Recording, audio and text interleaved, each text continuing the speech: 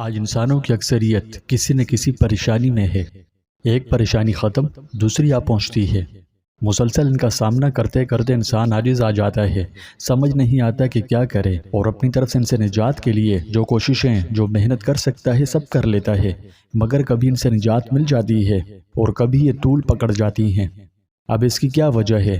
ہم پر آخر پریشانیاں کیوں آتی ہیں اور ان سے بخیر و عافیت کیسے نکلیں، کیسے نجات حاصل کریں؟ یہ ویڈیو اسی بارے میں ہے۔ آج کی ویڈیو میں ہم انشاءاللہ آپ کے ساتھ پریشانیوں سے نجات پانے اور عافیت والی زندگی نصیب ہونے کے لیے استغفار کی طاقت شیئر کریں گے۔ یہ بہت اہم ویڈیو ہے، اس لیے آخر تک ضرور دیکھیں۔ سب سے پہلے تو یہ بات خوب سمجھ لیں کہ اللہ تعالیٰ نے انسان کی سعادت و شقاوت کو اس کے اعمال سے وابستہ فرمایا ہے۔ ہر عمل پر اس کے مناسب رد عمل کا ظہور ہوتا ہے۔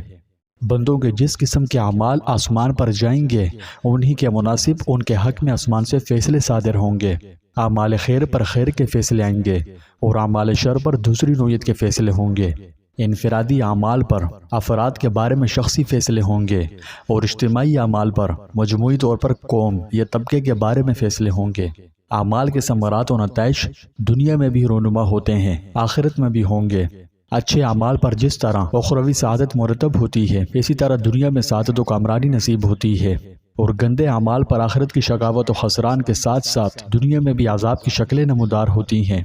نیک و بد اعمال کے پورے نتائج کا ظہور تو آخرت میں ہوگا، کیونکہ کامل جزا و سزا کے لیے قیامت کا دن تجویز فرمایا گیا ہے۔ لیکن بطور نمونہ کچھ نتائج یا کم از کم ان نتائج کی ہلکی سی جھلک دنیا میں بھی رونما ہوتی ہے، تاکہ معاملہ یکسر ادھار پر نہ رہے بلکہ کچھ تھوڑا سا نقد بھی دے دیا جائے۔ بدقسمتی سے ہمارے یہاں جزا و سزا کے تصور میں دو غلطیاں بہت عام ہو چکی ہے۔ قریباً سبھی عوام و خواص الا ماشاءاللہ ان میں مبتلا نظر آتے ہیں۔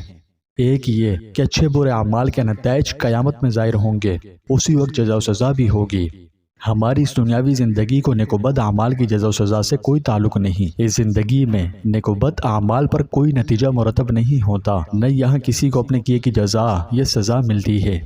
اور دوم یہ کہ آخرت کی جزا و سزا پر اگرچہ ایمان ہے، لیکن خواہشات کے غلبے و تسلط، غفلت آمیز ماحول کی تاریکی اور دنیاوی لذتوں کی حلاوت و شیرینی نے آخرت کی جزا و سزا کے تصور کو بہت ہی دھندلا اور مزمحل کر دیا ہے۔ اس کے استحضار ہی نہیں رہتا کہ جو اعمال ہم اپنے نام اعمال میں درج کرا رہے ہیں، قیامت کے دن ان کے ایک ایک ذرے کا حساب بھی دینا ہوگا۔ جیسا کہ سورہ زلزال میں فرمایا، فَمَن يَعْمَلْ مِثْقَالَ ذَرَّةٍ خَيْرًا يَرَهُ وَمَن يَعْمَلْ مِثْقَالَ ذَرَّةٍ شَرًّا يَرَهُ۔ سو جو شخص دنیا میں ذرہ برابر نیکی کرے گا وہ وہاں اس کو دیکھ لے گا، اور جو شخص ذرہ برابر بدی کرے گا وہ اس کو دیکھ لے گا۔ اور جن گناہوں کا بوجھ آج ہم لاد رہے ہیں، کل اسے خود اپنی ناتواں کمر پر اٹھانا بھی ہوگا۔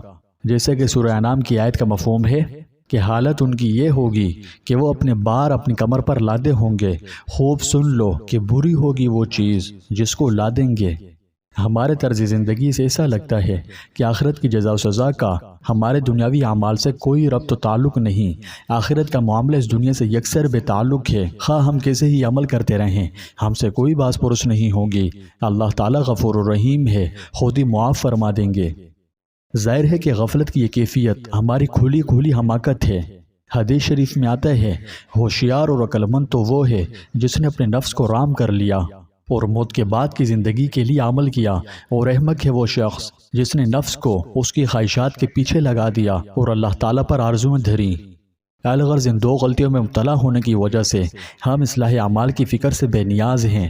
نہ اصلاح دنیا کے لیے اصلاح اعمال کی فکر ہے اور نہ اصلاح آخرت کے لیے۔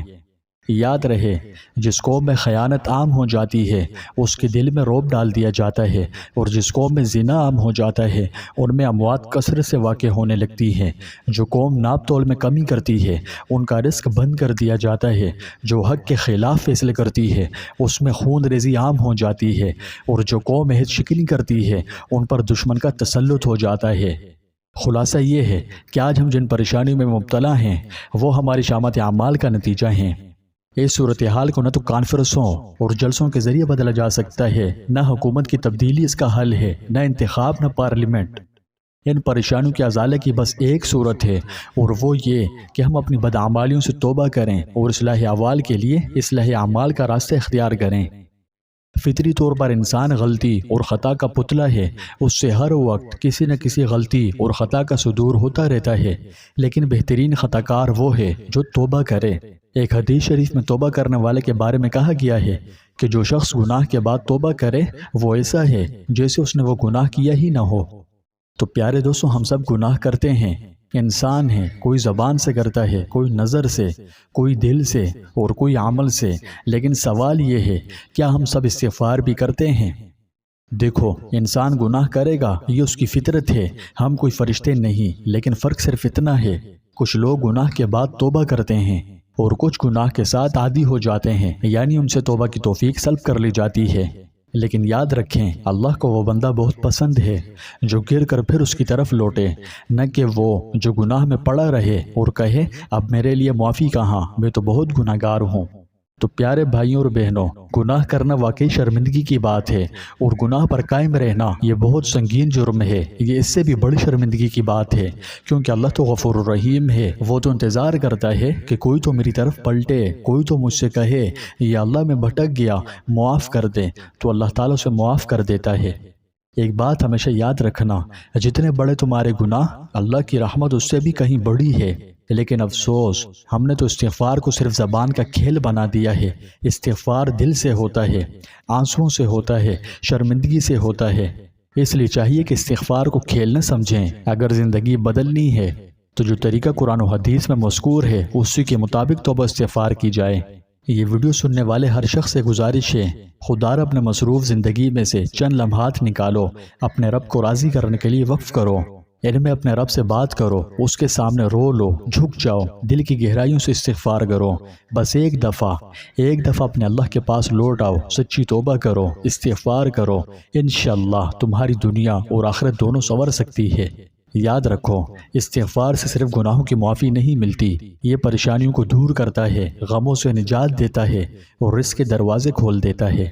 توبہ وہ دروازہ ہے جو موت سے پہلے ہر وقت قبول ہو سکتی ہے، اس لیے دیر نہ کرو، آج ہی توبہ کر کے اپنے رب کے سامنے جھک جاؤ، اس سے معافی مانگو، اپنے گناہوں پر رو کر اس سے بخشش مانگو، کثرت سے استغفار کا ورد کرو، سچے دل سے استغفار کر کے دیکھو، تمہیں خود محسوس ہوگا کہ دل کا غم کیسا ہلکا ہو گیا ہے اور پریشانی کیسے چھٹ رہی ہے۔ تم استغفار کر کے دیکھو، دل ہلکا نہ ہوا تو کہنا، استغفار دل کا سکون ہے، شیطان کی کمر توڑتا ہے اور اللہ کا بہت محبوب عمل ہے۔ پیارے دوستوں، آپ ثواب کی نیت سے استغفر اللہ پڑھ کر ایک دفعہ کامنٹ میں بھی استغفر اللہ ضرور لکھیں اور اسے آگے ضرور شیئر کرنا، شاید تمہارے ذریعے کسی کی زندگی بدل جائے۔ یاد رہے، ہم سب گناہ کرتے ہیں، لیکن کیا ہم سب استغفار بھی کرتے ہیں؟ غور کرو اور آج ہی اپنی اصلاح کر لو، زندگی موت کا کوئی بھروسہ نہیں۔